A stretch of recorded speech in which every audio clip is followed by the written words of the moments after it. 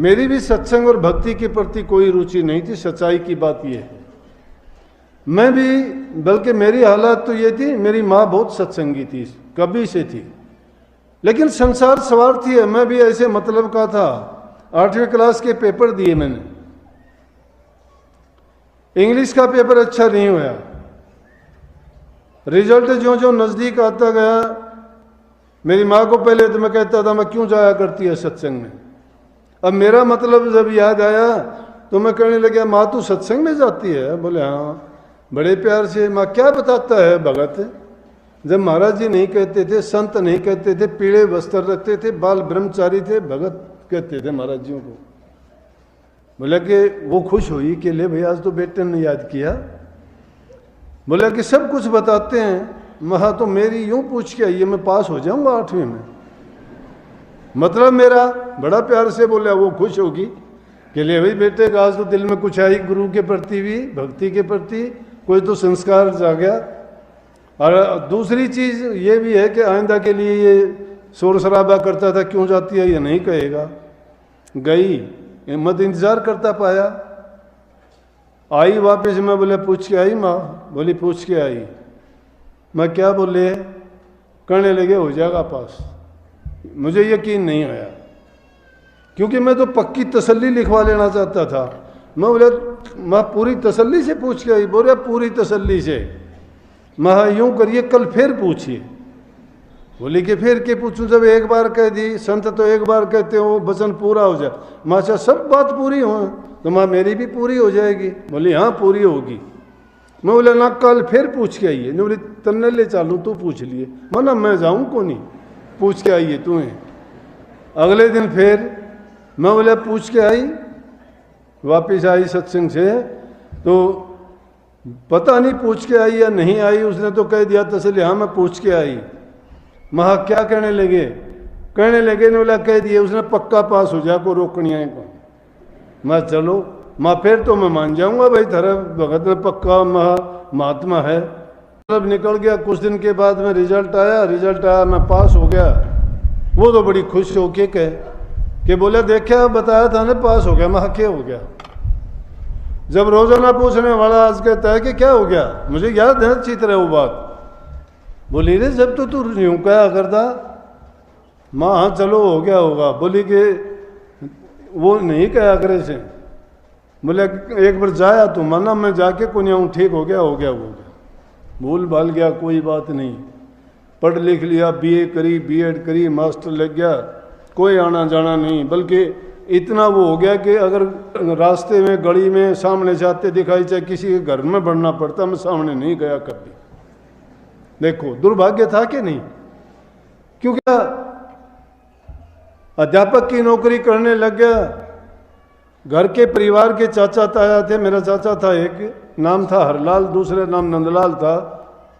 हम 3-4 ऐसे थे आपस में, वो बैठ उठ जाते थे। उन्होंने सोचा कि ये बिगड़ ना जाएं, कोई गलत रास्ता अपना लें कि इसको ले चलो, बाकी ये तो अपने आप सुधर जाएंगे।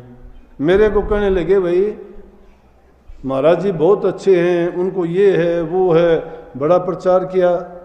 बोलना इंसान को संगति इस तरह से बनाती है। अच्छा संग जिसका करोगे आपको, वो उनका अच्छे गुणों का बखान कर करके, उनकी बातों को सुना सुना के आपके दिल में ऐसी एक भावना भर देंगे कि जिससे आपके दिल में उमंग पैदा होगी कि इस चीज़ को करना चाहिए, देखना चाहिए, आजमाना चाहिए। उन्होंने ऐसे भाव भर दिए मेरे अंदर। एक दिन मुझे तैयार कर लिया कि चल देख के आ। एक दिन मैं देखने के लिए गया था।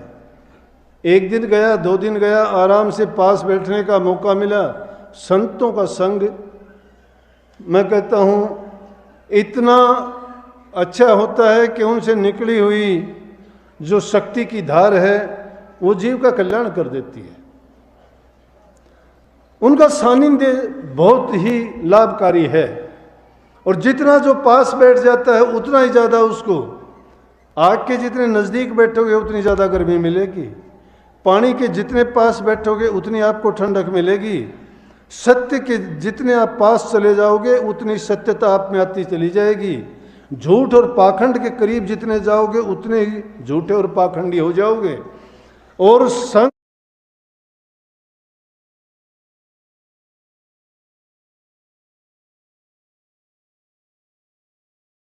करते करते, सत्संग करते करते तुम्हारी सभी बुराइयां एक एक करके निकल जाएंगी और सच्चाई ही सच्चाई आपके अंदर आ जाएगी। इसीलिए सत्संग बार बार करना चाहिए, बार बार जाना चाहिए। बस कुछ दिन में गया, जाने के बाद में बड़ा मज़ा आया। क्यों? अच्छी चाय पीते, लड्डू मिलते, मिठाई मिलती। मिठाई बहुत बड़ी चीज़ थी, आजकल तो खाते ही नहीं कोई भी। लेकिन उस टाइम में नहीं मिल, गुड़ भी नहीं मिलता था, और मिठाई की तो बात छोड़ो।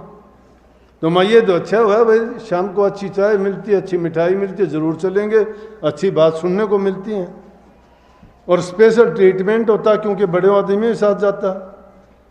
एक दिन मन में ख्याल आया, विचार आया, मैंने सोचा कि एक अपना भाई हौलदार था, वो मेरे से पहले के सत्संगी थे, सेवादार थे, महाराजियों के संग रहते थे, बाहर भीतर जहाँ कहीं जाते लेके जाते थे। तो मैंने सोचा कि महाराज जी तो चाहे एक दो घूंट लेते हैं, उसके बाद तो इसको दे देते हैं। अगर ये पूरे संत हैं और इनको पता लगता है कि भाई आगे पीछे क्या होना है, जैसे कह देते हैं कि महात्मा त्रिकालदर्शी होते हैं, इनको आने वाली घटना का पहले पता लग जाता है, ये लोगों के भविष्य की बातें बता देते हैं।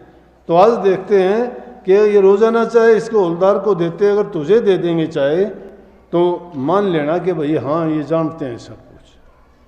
जब बैठे बैठे और चाय आई, चाय आने के बाद में 2 घूंट ली और लेके मेरी तरफ देख के कहने लगे, ले भाई मास्टर। मास्टर कहते थे मुझे, नाम लेके कभी महाराज जी ने मुझे नहीं कहा, कभी मैंने ज़िंदगी में मेरा नाम लेते हुए उनकी ज़बान से नहीं सुना। मास्टर कहते थे, मास्टर मास्टर बस। कहने लगे, ले भाई मास्टर, मेरी झूठी चाय मैं किसी को दिया तो नहीं करता हूँ, लेकिन आज तो तेरे को देंगे। चाय पकड़ो तो हाथ कामने लग गए, दिल कामने लग गया कि तूने तो गलत बात सोच ली थी। ये तो सब कुछ जानते हैं मूर्ख। मुझे चाय लेने की खुशी नहीं थी, खुशी मुझे इस बात की थी, जो मन में मैंने कल्पना की थी, जो बात सोची थी वो पूरी हो गई। तुम लोग सब ये ना सोच लेना कि हम भी ऐसा सोच लें वो हो जाएं। धोखे से नहीं, मैं हकीकत कहता हूं कि किसी की नकल नहीं करनी चाहिए। महाराज जी बार बार सत्संग में फरमाते थे, गुरु जो कहता है वो करो, गुरु करता है वो ना करो। गुरु करता है वो क्यों ना करो? क्योंकि गुरु तो उसका इलाज भी जानता है अगर करता है तो। सांप के पकड़ने वाले सांप को पकड़ के अपने मुंह से लगा लेंगे, हम अगर उसको पकड़ के लगा लेंगे सांप को तो क्या होगा? काट देगा, मरे, पीछा छूटेगा। लेकिन वो उसका इलाज जानते हैं। संत भी इसलिए जो कोई क्रिया करते हैं, कोई काम करते हैं, कोई उनका अपना तरीका है करने का, लेकिन हमारे लिए वो नहीं है। हमें क्या करना चाहिए? हमें जो उपदेश करते हैं, हमें जिस चीज़ के लिए करने के लिए कहते हैं वो करना चाहिए।